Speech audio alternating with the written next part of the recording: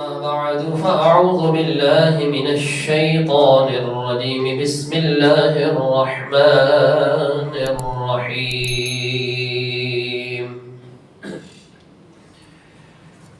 قال الله تبارك وتعالى في القرآن المجيد في شان حبيبه مخبرا وآمرا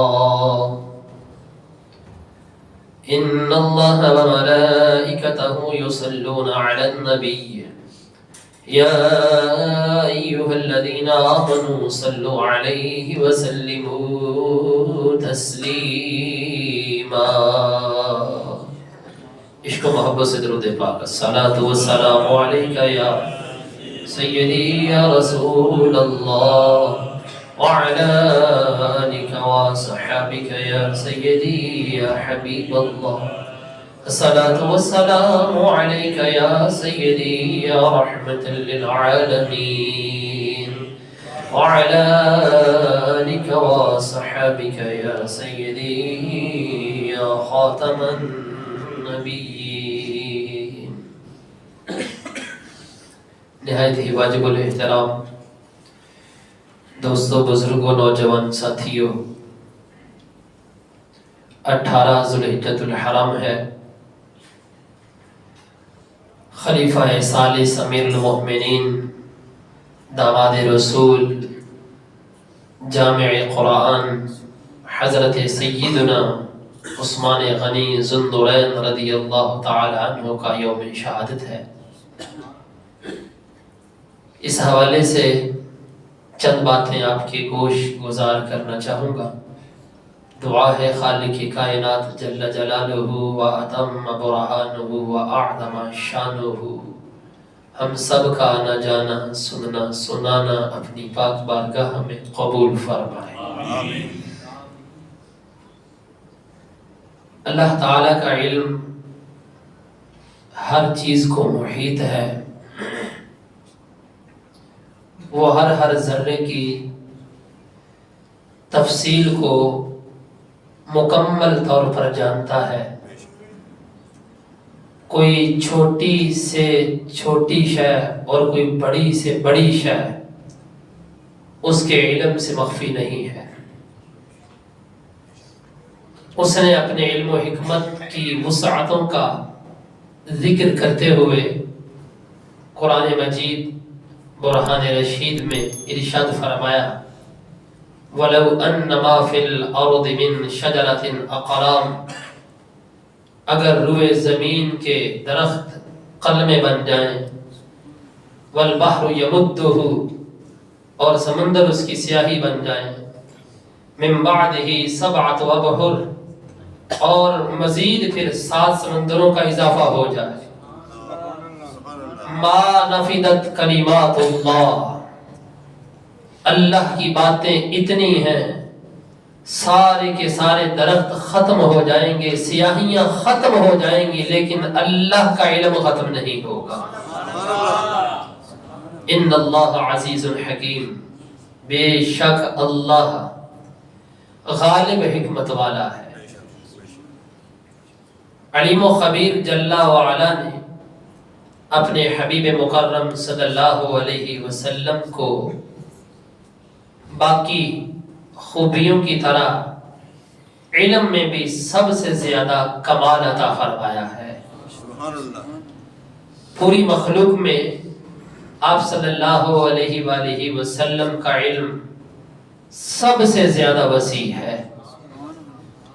آپ کے علم کی وسعتوں کا ذکر کرتے ہوئے خالق کائنات جل جلالہ نے خود فرمایا وَعَلَّمَكَ مَا لَمْ تَكُنْ تَعْلَمْ، پیارے محبوب اللہ نے آپ کو وہ کچھ سکھا دیا جو آپ نہیں جانتے تھے. یعنی جو آپ نہیں جانتے تھے اللہ نے وہ آپ کو عطا فرما دیا. علم کے حوالے سے نبی کریم صلی اللہ علیہ وآلہ وسلم کی ایک خوبی یہ بھی ہے، آپ علیہ السلام علم بتانے میں پھیلانے میں بخل نہیں کرتے. قرآن نے اس کی گواہی دی ہے وَمَا هُوَ عَلَى الْغَيْبِ بِضَنِينَ، اور یہ نبی غیب بتانے میں بخیل نہیں. نبی غیبدان صلی اللہ علیہ وآلہ وسلم نے جہاں غیب کی بہت ساری باتیں ہمیں بیان کی، آنے والے فتنوں کے بارے میں سرکار نے تفصیل سے ارشادات بیان کیے، وہاں پر نبی محترم صلی اللہ علیہ وآلہ وسلم نے اپنے دوہرے داماد سیدنا عثمان غنی ذوالنورین رضی اللہ عنہ کی شہادت کی خبر اپنی زندگی میں ایک دفعہ نہیں کئی دفعہ دی ہے اور کئی دفعہ بتایا تھا۔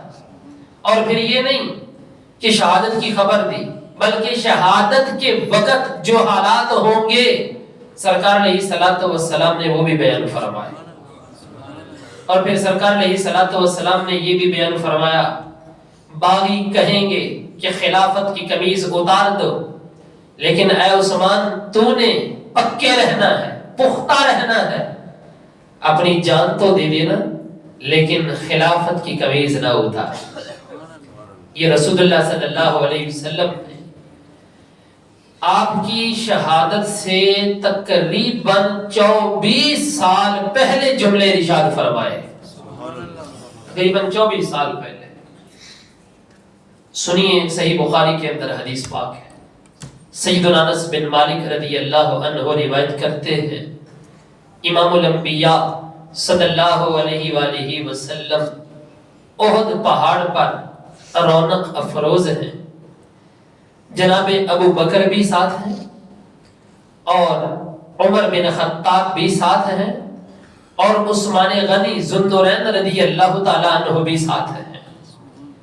یہ اتنے مقدسات اور مقدس ہستیاں جس وقت احد پہاڑ کے اوپر قدم رکھتی ہیں تو احد پہاڑ جھومنے لگتا ہے۔ آپ کہیں گے کہ شاید یہ جو جملہ بول رہے ہیں جھومنے لگتا ہے، یہ جھومنا، اس کے اندر زلزلہ کا آ جانا، یہ شاید کوئی ایسے کسی نے کہہ دیا، نہیں۔ ملا علی قاری رحمت اللہ تعالی علیہ جنہوں نے مشکات شریف کی شرح لکھی ہے، مشکات شریف کی شرح میں انہوں نے مرقات المفاتیح میں اسی حدیث کے تحت لکھا ہے، انتعاشا و اہتزازا لقدومہم، کہا کہ اس کا تھرتھرا جانا پہاڑ کا اور پھر اس کا کانپ جانا پہاڑ کا، یہ کیا چیز ہے؟ کہا اہتزازا و انتعاشا۔ اہتزاز بولتے ہیں جب کوئی بندہ آئے اور جس کی طرف آئے اور وہ اس سے پیار کرنے والا ہو تو وہ جو پیارا ہوتا ہے اس کی خوشی میں آنے کی وجہ سے جھوم اٹھتا ہے، اہتزاز بولتے ہیں خوشی میں جھوم اٹھنا۔ کہا انتعاشا و اہتزازا لقدومہم، ان کے آنے کی وجہ سے خوشی میں پہاڑ جھوم اٹھا۔ نبی محترم صلی اللہ علیہ وسلم نے اپنے مبارک پاؤں کو ذرا احد پہاڑ کے اوپر مارا، ارشاد فرمایا اسبت احد، اے احد ٹھہر جا، فإنما عليك نبي وصديق وشهيدان، دیکھ تیرے اوپر ایک اللہ کا نبی موجود ہے، ایک صدیق موجود ہے اور 2 شہید بھی موجود ہے۔ نبی پاک علیہ الصلوۃ والسلام خود ہیں، صدیق اکبر کو صدیق فرمایا، 2 شہید حضرت عمر فاروق اور حضرت عثمان غنی ذوالنورین رضی اللہ عنہ۔ یہ شہادت کی خبر حضور علیہ الصلوۃ والسلام نے جناب عثمان غنی ذوالنورین رضی اللہ عنہ کو اپنی حیات میں دی۔ اعلی حضرت رحمت اللہ تعالی علیہ اس حدیث کے تحت لکھتے ہیں، اس حدیث پاک سے یہ بات واضح ہو گئی کہ کائنات کی ہر چیز نبی کے قدم کو پہچانتی ہے، ہر چیز پہچانتی ہے۔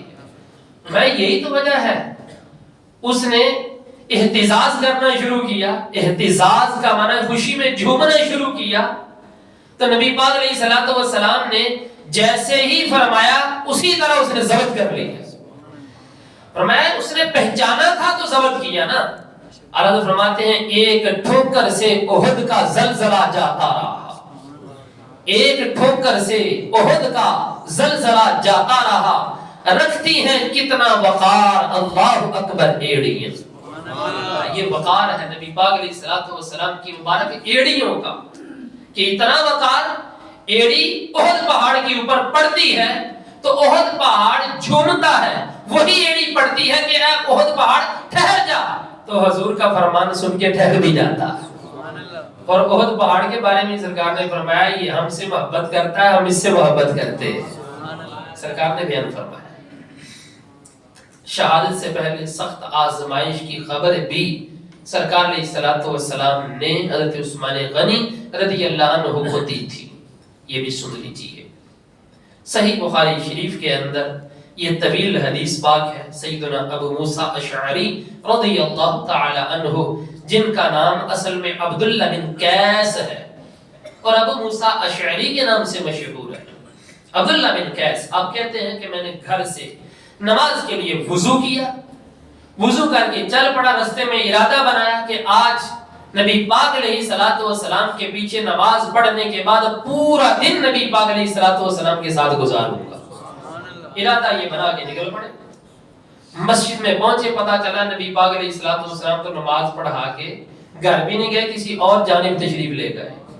پوچھتے پوچھاتے اس جگہ پہ پہنچے، عریس نامی ایک کنواں تھا ایک باغ کے اندر، وہاں نبی محترم صلی اللہ علیہ وآلہ وسلم وضو فرما رہے تھے۔ جس وقت وضو سے فارغ ہوئے سرکار علیہ الصلوۃ والسلام سلام عرض کیا، سلام عرض کرنے کے بعد پیچھے ہٹ کے بیٹھ گئے جہاں پر اس باغ کا دروازہ تھا وہاں پر، اور کہنے لگے لَأَكُونَنَّ بَوَّابَ رَسُولِ اللَّهِ الْيَوْمِ، آج میں رسول اللہ صلی اللہ علیہ وسلم کا دربان بننے کی سعادت حاصل کروں گا، بس آج میں اس دروازے میں بیٹھا رہوں گا، کیونکہ سارا دن سرکار کے ساتھ گزارنا، ارادہ دل میں بنا کے آئے، بیٹھ گئے۔ اتنے میں سیدنا صدیق اکبر رضی اللہ تعالی عنہ آئے، اجازت طلب کرنے لگے، دروازہ کھٹکھٹایا۔ یہ ابو موسیٰ اشعری کہتے ہیں میں نے پوچھا کون ہے، انہوں نے فرمایا ابو بکر۔ کہتے ہیں کہ میں نے کہا ذرا ٹھہریے، میں حضور سے پوچھا، نبی پاک علیہ الصلوۃ والسلام کے پاس حاضر ہوئے، سلام عرض کیا، حضور ابو بکر آئے۔ رسول اللہ صلی اللہ علیہ وآلہ وسلم نے ارشاد فرمایا اذن لہ وبشرہ بالجنہ، اس آنے والے کو اجازت دے دو اور ساتھ جنت کی خوشخبری بھی دے دو۔ آئے اور آ کر کے بتا دیا کہ ادخل ورسول اللہ صلی اللہ علیہ وسلم یبشرک بالجنہ، آئیے، اور ساتھ ساتھ نبی پاک علیہ الصلوۃ والسلام نے جنت کی خوشخبری بھی عطا فرما دی ہے۔ اب نبی پاک علیہ الصلوۃ والسلام کنویں کے پاس بیٹھے کیسے تھے؟ وہ جو کنویں کی منڈیر تھی نا، جو اس کی دیوار تھی، اونچی دیوار، اس کے اوپر سرکار علیہ الصلوۃ والسلام اپنی پنڈلیوں سے کپڑا ہٹا کے اپنی مبارک پنڈلیوں کو کنویں کے اندر لٹکا کے بیٹھے ہوئے تھے۔ اب حضرت صدیق اکبر رضی اللہ عنہ آئے، دیکھا کہ سرکار صلی اللہ علیہ وسلم کنویں کی منڈیر کے اوپر پنڈلیوں سے پردہ ہٹا کے تشریف فرما ہے، کاشف عن ساقیہ موافقۃ لہ علیہ الصلوۃ والسلام۔ صدیق اکبر رضی اللہ عنہ نے حضور کی دائیں جانب منڈیر کے اوپر دائیں جانب اپنی پنڈلیوں سے کپڑا ہٹایا، حضور کی موافقت میں بیٹھ گئے، اس طرح حضور بیٹھے ہیں یہ بھی بیٹھ گئے۔ یہ ابو موسیٰ اشعری کہتے ہیں میں دروازے پہ تھا، تھوڑی دیر کے بعد پھر دروازہ کھٹکھٹایا کسی نے، میں نے پوچھا کون؟ تو جواب ملا عمر بن خطاب۔ کہتے ٹھہریے میں پوچھ کے آتا ہوں۔ پوچھنے کے لیے گئے، سرکار صلی اللہ علیہ وسلم نے فرمایا اذن لہ وبشرہ بالجنہ، اسے بھی آنے کی اجازت دے دو اور ساتھ جنت کی خوشخبری بھی دے دو۔ کہتے کہ میں گیا، جا کر کے جو ہے وہ پیغام بھی دے دیا اور ساتھ ساتھ یہ بھی کہہ دیا کہ نبی محترم صلی اللہ علیہ وآلہ وسلم نے آپ کو جنت کی خوشخبری بھی عطا فرمائی ہے۔ حضرت عمر فاروق رضی اللہ تعالی عنہ اللہ تبارک و تعالی کا شکر ادا کرنے لگے کہ نبی پاک علیہ الصلوۃ والسلام کی مبارک زبان سے نکل چکا ہے کہ عمر جنتی ہے۔ بس کیا تھا، کنویں کی دائیں جانب منڈیر کے اوپر سرکار کی دائیں جانب صدیق اکبر پنڈلیوں سے کپڑا ہٹا کے بیٹھے اور حضرت عمر فاروق رضی اللہ عنہ بائیں جانب آ کے اسی حیت میں بیٹھ جاتے ہیں۔ وہ مسافری کہتے ہیں کہ میں پھر دروازے، کیونکہ سارا دن گزارنا سرکار کے ساتھ، وہ کہتے ہیں کہ میرے دل کے اندر بار بار آج خیال آ رہا تھا کہ جس وقت میں گھر میں وضو کر رہا تھا تو میرا بھائی بھی ساتھ وضو کر رہا تھا، بھائی میرا، تو وہ بھی نماز کے ارادے سے مسجد کی طرف جا رہا تھا، کاش کہیں کسی طریقے سے اس کے دل کے اندر اللہ تبارک و تعالی یہ بات ڈال دے، وہ کسی طریقے سے یہاں پہنچ جائے، دروازہ کھٹکھٹائے، آج تو سرکار ہر آنے والے کو جنت کی خوشخبری دے رہے ہیں، آج اسے بھی جو ہے جنت کی خوشخبری مل جائے۔ کہتے بار بار جس وقت دروازہ کھٹکھٹا تو میرا دھیان میرے بھائی کی طرف، کہ شاید ہو سکتا ہے میرا پتہ کرنے کے لیے یہاں پر آ جائے پیچھے۔ تیسری دفعہ جس وقت دروازہ کسی نے کھٹکھٹایا، میں نے پوچھا کون، تو جواب ملا عثمان بن عفان۔ میں عثمان، کہ ٹھہریے میں اجازت لے کر آتا ہوں۔ گئے نبی پاک علیہ الصلوۃ والسلام کے پاس، سرکار علیہ الصلوۃ والسلام نے فرمایا اذن له وبشره بالجنۃ علی بلوا تصیبه، فرمایا اس کو آنے کی اجازت دو اور ساتھ ساتھ ان کو جنت کی خوشخبری بھی دو، اور ساتھ یہ بھی بتاؤ کہ تمہیں ایک بہت بڑی آزمائش کا سامنا بھی کرنا پڑے گا۔ کہتے ہیں کہ میں نے آ کے بتایا کہ ادخل وبشرک رسول اللہ صلی اللہ علیہ وسلم بالجنہ علی بلوا تصیبک، آپ آئیے، اللہ کے رسول نے آپ کو جنت کی خوشخبری دے دی ہے، اور ساتھ ساتھ یہ بھی کہا ہے کہ آپ کو ایک بہت بڑی مصیبت پہنچے گی۔ تو وہ جو خوشخبری دی تھی اس کے اوپر اللہ تبارک و تعالیٰ کا شکر ادا کرنے لگے، اور جو آزمائشی خبر دی تھی نبی پاک علیہ الصلوۃ والسلام نے اس پر کہنے لگے اللہ المستعان، وہ اللہ تبارک و تعالیٰ ہی اس گھڑی میں میری مدد فرمائے گا، اللہ المستعان۔ دوستو اب دیکھیے ان بزرگوں کے آنے کی ترتیب دیکھیے کیسی ہے۔ پہلے نبی پاک علیہ الصلوۃ والسلام، پھر دائیں جانب حضرت ابوبکر صدیق، پھر بائیں جانب حضرت عمر فاروق، اور یہ جو حضرت عثمان غنی رضی اللہ عنہ جس وقت حاضر ہوتے ہیں تو منڈیر بھر چکی تھی، جگہ نہیں تھی، تو حضور کے سامنے بیٹھ گئے، سامنے بیٹھ گئے۔ اب یہاں پر ملا علی قاری رحمت اللہ تعالی علیہ جس وقت ارشاد الساری کے اندر اور مرقات المفاتیح کے اندر اس حدیث کو لکھتے ہیں، اور لکھنے کے بعد جو تاثرات لکھتے ہیں وہ سننے کے قابل ہیں۔ وہ کہتے ہیں ثم فی ترتیب ما اتاہ من الجنۃ التي فیها النبی صلی اللہ علیہ وسلم، کہا ان کے جو آنے کی ترتیب ہے نا، جس ترتیب سے یہ آئے ہیں اسی ترتیب سے جنت کے درجات کے اندر بیٹھے ہوئے ہو۔ کہتے ہیں مجھے تو یہ نظر آ رہا۔ اچھا، امام بخاری رحمۃ اللہ تعالی علیہ نے اس حدیث کو لکھا، لکھنے کے بعد اسی حدیث کے فوراً بعد سعید بن مسیب جو تابعی بزرگ ہیں ان کا قول نقل کیا۔ وہ سعید بن مسیب کہتے ہیں میں نے اس منظر کو دیکھا ہے تو مجھے فَأَوَّلْتُهَا قُبُورَهُمْ، کہتے ہیں کہ میں یہ تعویل کرنا چاہوں گا۔ سعید بن مسیب کہتے ہیں مجھے ایسے لگ رہا ہے جیسے یہ منظر ہے کہ دائیں جانب ابو بکر اور بائیں جانب عمر فاروق اور درمیان میں نبی پاک علیہ الصلوۃ والسلام اور سامنے حضرت عثمان، کہتے ہیں یعنی قبورہم، مجھے ایسے لگ رہا ہے ان کے مزارات بھی ایسے ہی ہوں گے۔ تو ان کے مزارات بھی ایسے ہی، دونوں طرف حضرت ابو بکر صدیق اور حضرت عمر فاروق رضی اللہ عنہ ہیں، اور پھر حضرت عثمان غنی رضی اللہ عنہ کا جو مزار ہے وہ سامنے جنت البقیع کے اندر موجود ہے۔ یہاں سے یہ بات بالکل واضح ہو جاتی ہے، اللہ رب العزت نے اپنے پیارے محبوب صلی اللہ علیہ وآلہ وسلم کو وہ نگاہ نبوت اور نگاہ بصیرت عطا فرمائی ہے جو کسی کے حصے میں نہیں آئی۔ سرکار نے تو آنے والے حالات کی خبر پہلے ہی ارشاد فرما دی، یہ بتا دیا کہ عثمان شہید ہوگا، اس کے اوپر بہت بڑی آزمائش آئے گی اور اس کو آزمائش کے اوپر صبر کرنا پڑے گا۔ یہ رسول اللہ صلی اللہ علیہ وآلہ وسلم نے جناب عثمان غنی رضی اللہ تعالی عنہ کے بارے میں اپنی حیات میں جملے ارشاد فرمائے۔ ایک شخص تھا سیدنا عثمان غنی ذو النورین رضی اللہ تعالی عنہ، ان کے بارے میں بد زبانی کرتا، بد کلامی سے پیش آتا۔ اما عائشہ صدیقہ رضی اللہ تعالی عنہ کے سامنے اس بندے کا ذکر کیا گیا کہ فلاں بندہ ہے، عثمان غنی رضی اللہ عنہ کے بارے میں اچھے کلمات نہیں بولتا۔ حضرت اما عائشہ پتہ کیا فرمانے لگی؟ اما عائشہ رضی اللہ تعالی عنہ فرمانے لگی ان کو پتہ ہی نہیں ہے اس بندے کے علم میں ہی نہیں ہے کہ حضرت عثمان کی شان کیا ہے. میں نے حضرت عثمان کی شان اپنی آنکھوں سے دیکھی ہے. پھر وہ واقعہ بیان کرنے لگی.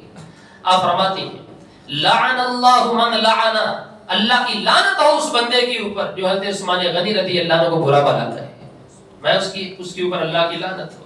فواللہ لقد کان قاعدا عند نبی اللہ، کہتی خدا کی قسم اللہ کے نبی تشریف فرما تھے اور ان کے قریب عثمان غنی بھی بیٹھے ہوئے تھے.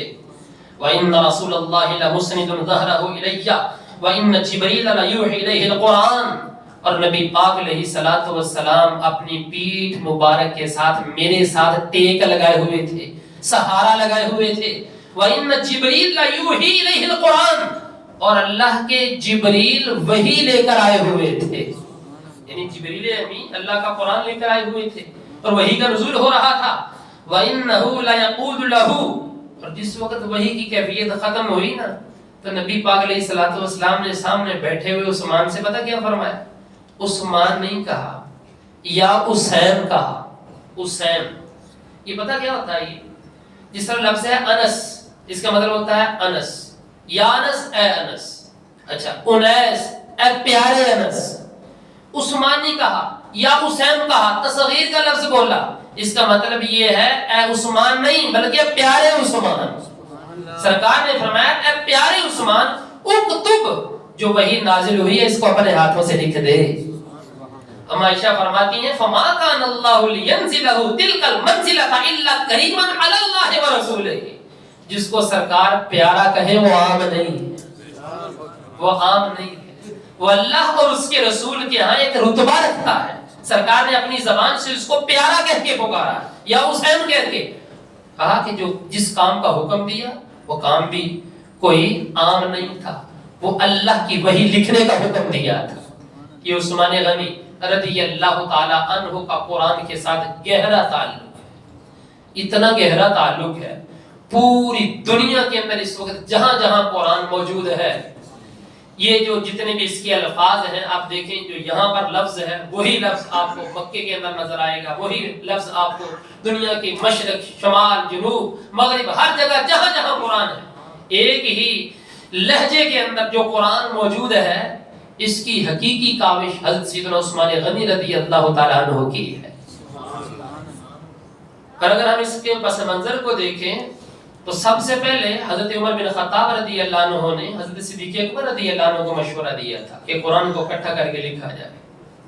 پھر حضرت علی المرتضیٰ شیر خدا کرم اللہ تعالی وجہہ الکریم نے جناب عثمان غنی رضی اللہ عنہ کے دور خلافت میں ان کو مشورہ دیا کہ قرآن کو اکٹھا کیا جائے، کیونکہ فتوحات بہت زیادہ ہو چکی ہیں. قرآن عرب کے علاوہ عجم تک بھی پہنچ چکا ہے. وہ کیسے کہ عرب لوگ تو جانتے ہیں کہ عربیوں کے لہجے کیسے ہیں، 7 لہجوں میں قرآن پڑھا جاتا تھا. اس کے اندر لغت قریش سب سے زیادہ فصیح تھی اور سب سے زیادہ پڑھی جانے والی لغت بھی وہی تھی اور قرآن اسی لغت میں نازل ہوا تھا.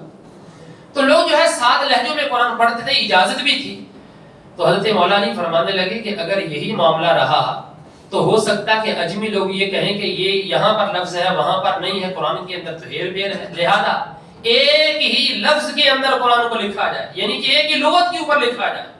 حضرت عثمان غنی رضی اللہ عنہ جہاں جہاں نسخے موجود تھے سارے اکٹھے کروائے، پھر اس کو لغت قریش کے اوپر ڈالا اور مختلف کاپیاں اس کی جو ہے وہ نقول تیار کروائیں. 4 رکنی مجلس اس کی بنائی گئی، انہوں نے قرآن پاک میں اپنی زیر نگرانی تیار کروائے اور پھر کروا کے تیار مختلف ممالک کے اندر اس کی کاپیاں بھیج دی گئی.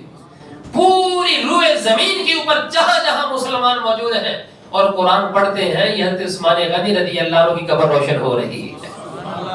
کیونکہ جس نے جو کام پہلے کیا ہوتا ہے نا، نیکی کی کام کی جس کی بھی ابتدا کی ہوتی ہے، جس نے بھی کی ہوتی ہے، تو جو ابتدا کرنے والا ہوتا ہے اس کے نامہ اعمال میں اس ابتدا کی برکت شامل ہوتی ہے.